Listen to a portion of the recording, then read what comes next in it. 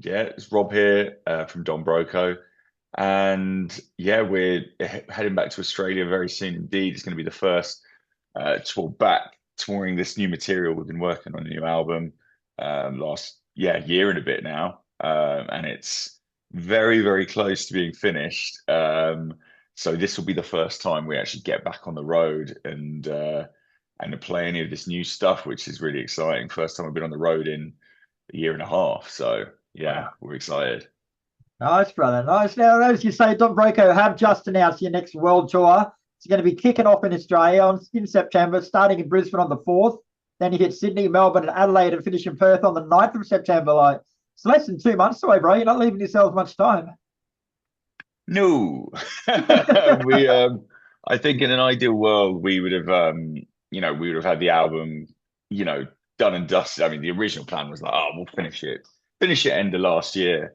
Um, but various things happen, delays, life happens, the songs, mutate, and then you write better songs, and then you want to put them on the record. Um, so yeah, but we didn't want to move this tour. I mean, we've been lucky enough to come to Australia now once every album, and the times we had on the last record and the shows we did were just so good, and the energy out there is so insane. We didn't want to leave it a whole nother album where you're maybe doing it sort of towards the tail end. Yeah. So you know um even though I think the not all the record will be out, it will be a load of the new material, probably all the singles, but not the full record. Yeah, we had sort of these plans in, and we just don't want to move them. Like when you're looking forward to something for so long, it's just gutting for us as a band to then be like, oh no, okay, let's put it off Yeah. half a year, whatever. So yeah, we're just gagging to get back on the road. I mean, we did one festival here in the UK, Download Festival, a couple of weeks ago now. And again, that It's, little it's taste just of what it's flowing. like Yeah. to be playing again. It's just, that's what we're here to do. That's when we feel most alive as a band, when we're performing to people and getting that connection. And yeah, we didn't want to delay things any longer. So yeah, we're really excited to get back out.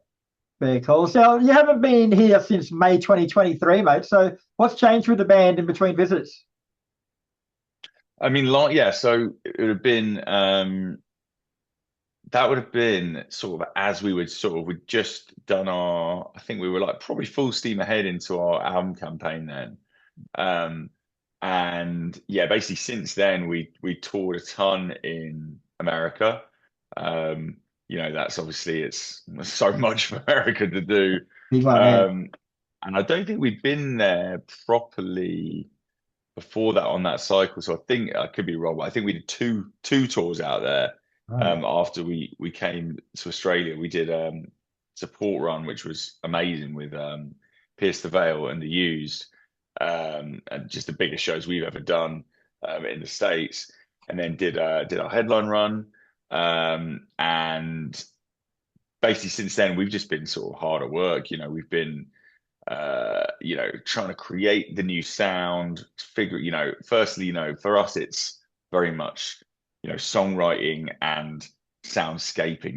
They're kind of, massively integrated, but they're still, you can approach them quite differently because a good song is a good song, however it's presented in a way. So, yeah, we've been trying different songwriting styles out. Really, I mean, I find it pretty boring myself, but trying to write the best song, like because a lot of the time our sort of go-to is just vibing with the music, vibing with the melodies, um, just seeing what kind of falls out of us, which I really like. It's probably still my favorite um, way of songwriting. It's a bit more intuitive, and you're reacting off people. But Yeah. we were like, fuck it, let's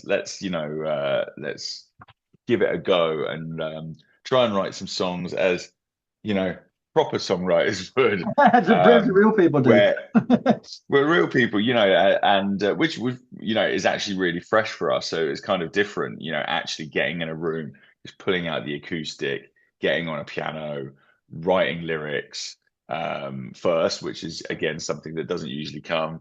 Figuring out what the song's about, and a lot of the time, the songs were written that way, and we were like, "Wow, these are really good songs," but there was something about it that didn't feel then quite us.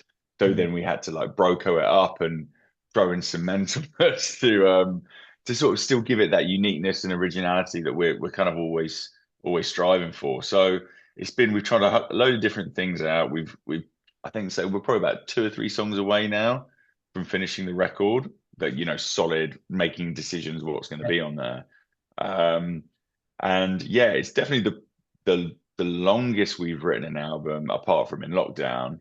But I think it just lockdown kind of it was obviously terrible in so many ways for a lot of people, and us included, but good in so many ways, in the sense it allowed us as musicians to actually get a bit of time and Yeah. reflect and have fun with it and not have this constant time pressure which we'd had on our previous 2 records, which can be like crippling. It can you need a bit of pressure, but too much pressure, it stifles creativity. You're panicking. You're not making decisions for the right reason. And that little taste that lockdown gave us kind of now spoiled things, because this time around we were like, nah, we want a bit more time, so we need a couple more months, whatever, and then it goes out. So I think we're at a good place now where we feel we've had a good amount of time to write the record we wanted to, but we're also very gagging to stop and just actually there's only so much time you can be in a room with the boys before you just want to be out, you want to be seeing the world, you want to be playing shows. So that really is the thing we're excited for now. Yeah, cool, man. Well, last time you were out here, you promised fans that you were going to start the next world tour in Australia, and you also promised Adelaide and Perth that you'd play there. And you've honoured both of them, bro. Like, you're going to have to be careful. You can ruin the reputation of musos everywhere by sticking to your word. Yeah. By actually being men of our word. Yeah, I mean, usually you make these promises and you just hope somehow they might work out, but no, it's nice to actually follow through on something for once. So it feels good. Two things. Yeah. Yeah, no, you guys are like, you're well known for your frenetic and energetic live show, mate. So, how much time and practice goes into what we see up there on stage? Um, honestly, zero. Like Right. it's yeah, I mean, we obviously we'll be practicing, we'll be getting the set tight, in our practice room, but we've never been able to, you can't really rock out in a practice room. It Yeah, doesn't feel doesn't feel right. right. Yeah, we'll literally just stand there, run through the songs, make sure, everyone knows their parts, especially if it's a new one, you're working out, takes a fair amount of time, working out the harmonies, and a lot of the time we won't have played a song, you know, uh, until we're in the studio. Sorry, until we're in the practice room, because so much changes in the studio. Um, we very rarely now will get the instruments out and play it through as a band, like once or twice on certain songs where it makes sense. So yeah, practicing is really just actually learning the bits. And then it's whatever comes to you, when you're playing the song the first time. I mean, you sometimes don't know as well until you're on stage All how right. it's going to feel. We just shot a video for the first single on Friday, and that would have been the first time, we actually kind of felt the music from a physical live perspective, Yeah, right. because suddenly the camera's in front of you, they're like rock out, and you're like, oh shit, I didn't How do don't I know do what this I'm gonna again? do. Yeah, what am I meant to do here? But and it's quite funny because the video will be the first physical representation of what just Right. instantly came to us in the moment. And then I say like live, obviously things change and you start moving to songs different, you feel them differently, you might vibe off the crowd a little bit. But yeah, that's the main thing. I think it would feel weird if you rehearse that a bit too much and practice, because again, that's the fun thing about a live show. You never know what you're gonna do. You're like, I might just see someone like head banging on the front row and just start copying them because it feels good. And that's the fun of it. Yeah. Now, speaking of live shows, mate, like from a punter's point of view, I know what I like out of a show to enjoy it. But from your view as a band on stage, like what sorts of things can happen to make it a really great show for you? Um, I'd say a combo of things like, we all obviously the personal side of things, you want to put on a good show.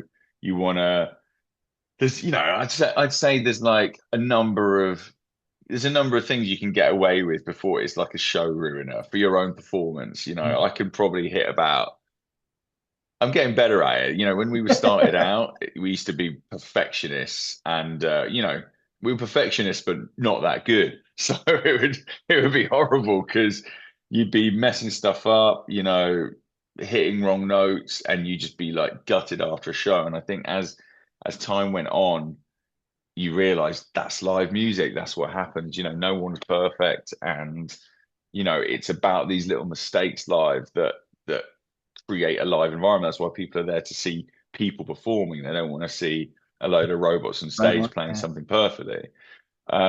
Still, I probably like personally myself, if I'm hitting like get away with like three or four mistakes, if I get into like five or six, like completely like you know wrong notes that are not meant to be there, that's when I'm like I get a bit bummed out. But yeah, a couple of mistakes here and there, I'm vibing.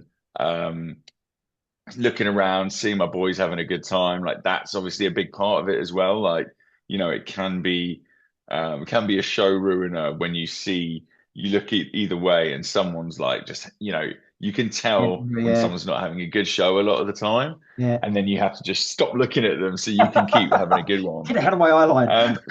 Yeah, yeah, turn around, face the wall. So, but mostly I'd say it's like the thing that makes obviously the shows different are the crowds, and it's that's the variable from city to city that you'll just see vibing off people. You'll just see a certain pocket of mates just fucking losing Yeah. it. You'll see like a crazy pit, someone doing something weird, like someone's doing a couple of load of backflips, like those special little moments, on a night that just remind you, how everyone feels music differently. Everyone's connecting in a different way. Even just seeing someone just dancing, like you've got someone maybe just busting a move or just feeling it in a different way that you might not have caught at another show. And that just again just puts a smile on my face, and like it reminds you how important music is, and how this whole crowd who, they might be completely different things, completely different people, but the fact that music has brought them together and they're all feeling this music in their own way but together, that's what gets me like really going at a show where when in between the moments when you're trying to do a show and you catch those little glimpses, that's what it's all about for me. Yeah. And now, while I was doing some research for this interview, I came across some videos you playing live at the Royal Albert Hall with an orchestra back in 2023. Like, I only watched a couple of songs, mate, but it was brilliant. Like, you see some bands do it with an orchestra and it feels forced, but the way you guys work together, mate, it was brilliant. Really, really good. Yeah. Oh, thanks. Yeah, that'll be up there, probably one of the highlights of my entire life. To play that venue, such an incredible, iconic space. I went as a little kid once. Can't remember who it was. I think I went with my school to see something, and to know obviously the history of the venue, but even just getting in there, the gravitas of the room and the space, it just feels so special. And the orchestra thing that like credit to Tom, our bassist, he kind of pulled that together pretty quickly. It was a relatively last minute Oh, wow. um, invite. I mean, I wouldn't say last minute, but we had. I'm pretty sure we got invited because we got a number one record in the UK on our last album, um, and they only announced it pretty soon before the event. It's an incredible charity, Teenage Cancer Trust in the UK, who partnership with the Royal Albert Hall to put on, you know, headline acts that are, arguably a bit bigger than the Royal Albert Hall ticket wise, to see them in obviously a slightly smaller venue, Yeah. but such a special venue. And we got on number one, and I think the week had passed, and you have that initial buzz where you're like, this is amazing. Then the next week happens, you're like, oh, what's next? And you feel a bit like, just, you're a bit, I wouldn't say depressed, but you're like, oh, well, that's all done now. On to the next thing. What's next? Um, what do we do? And we had a little tour planned. But then we got the call to do this Royal Albert Hall, so we had basically like a month, 2 months to Wow. sort it all out. So yeah, Tom, with the help of some professional classical music arrangers, put the show together, chose the set list. It just happened so quickly, and probably the most nervous I've ever been on stage before going out there. Like I just, it brought back all those kind of jitters that I Yeah, right. used to get when we first ever started performing, which I hadn't felt in years. It was really cool. Yeah, I'm going to go back and watch it again later on tonight, watch the whole thing, because it blew me away. It was just really well done. Oh, thanks. Beautiful, Rob. Thanks very much for your time, bro. It's been a pleasure chatting with you. I'll see you at the Brisbane show. Yes, awesome. Cheers, man.